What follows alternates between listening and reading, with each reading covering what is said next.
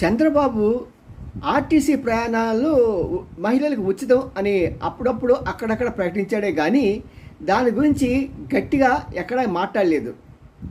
ఇదే విషయాన్ని మన కర్ణాటకలో చూస్తున్నాం అనుకోండి.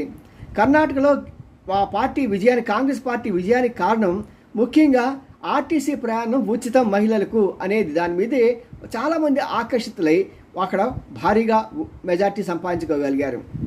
అక్కడితో ఆగిందా? లేదు కదా.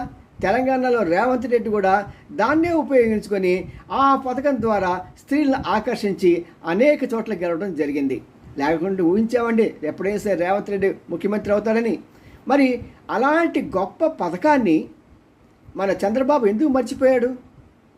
కారణం ఏంటంటే ఆయన ఎక్కువగా సూపర్ 6 మీద ఎక్కువ ఆధారపడ్డాడు.